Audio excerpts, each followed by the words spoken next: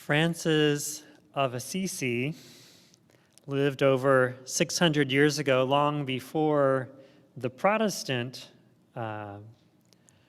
Reformation, and as such is a saint not only for Catholics and for all Christians, but in fact, from many perspectives, a saint for all faiths.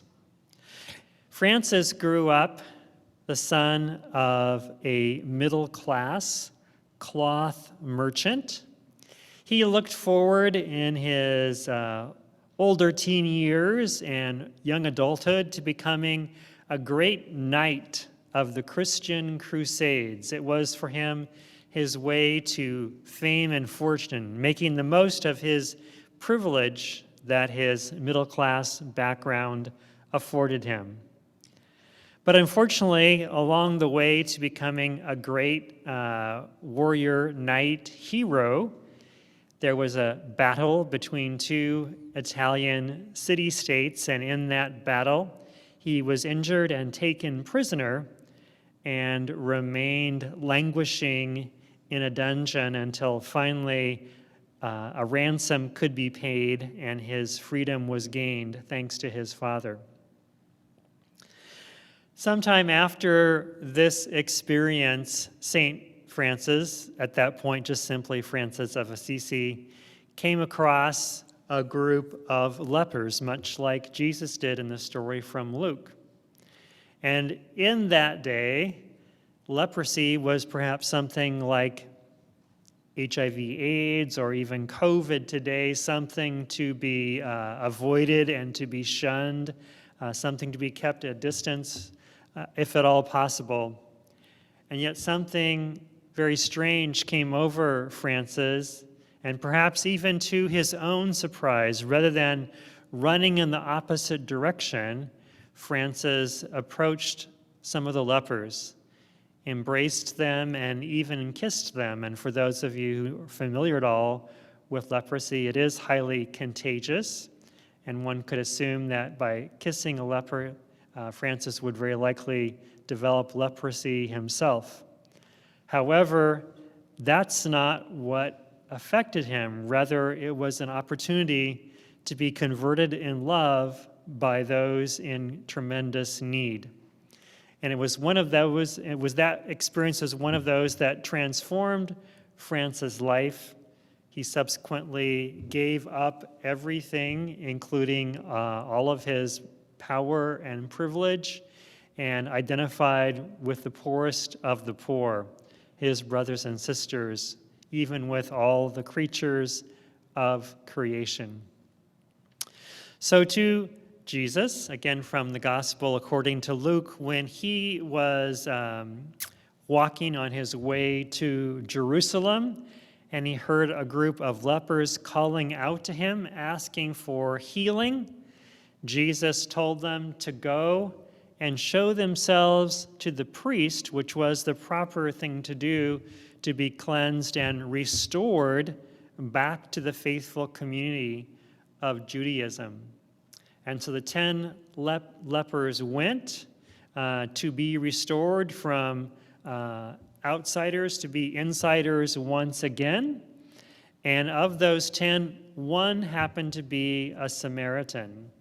And for those of you who remember your biblical history, Samaritans were the hated half-caste, half-breed strangers in the midst of the faithful Jews.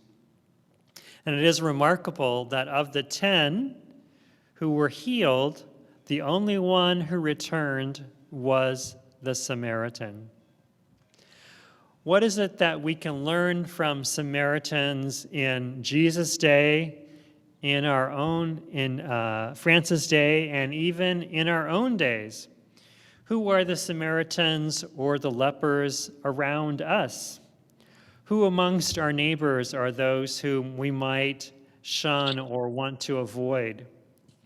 In recent conversations before our Clackamas County Board of Commissioners and discussions with the commissioners about the opportunity to utilize public funding to purchase long-term emergency shelter for those in greatest need, who would be, I think, again, the lepers or perhaps the Samaritans among us. There's a great deal of concern about how those people might contaminate or pollute communities. We know from all of the plans that the proposed Project Turnkey will come with 24/7 surrounding support that will help all those involved in the Project Turnkey emergency housing to move from a state of being an outsider or an outcast, unable to provide for their own housing, to get all the support services they need to move towards being fully included members of the community. My hope is that as we continue to look in the rearview mirror of this most recent election, both federal, state, and local county commissioners election, we will find ways to continue to support the efforts of activities such as Project Turnkey that can help us extend the welcome, help us welcome those who are outsiders to become more insiders and neighbors in our community. Today we are concluding the 2023 stewardship campaign. We make a new covenant for life, or a covenant for new life at St. Paul's in 2023. Shortly, our finance chair, Barb Maxwell, will be coming to share a few words with us and invite you also to come and partake. So if you are at home joining us on Zoom, we hope that you have found ways of returning your commitment cards to us, or if not already, if you could mail those in or drop them by the church, we would appreciate that very much. And for those of you who are here in the congregation, you will be invited to come forward as we sing the hymn, Whatever You Do. There are two offering plates here. The one that is on your left closest to the pulpit is the one for additional above and beyond commitments and service. The one on your right closest to the piano is the one for your financial commitments as well. So as we celebrate all the good gifts of God's abundant grace for us, we are invited to offer up our lives, the first fruits and blessings God has bestowed upon us, and to continue to find ways that we can be part of Jesus' hands and feet in this day and in all the days ahead.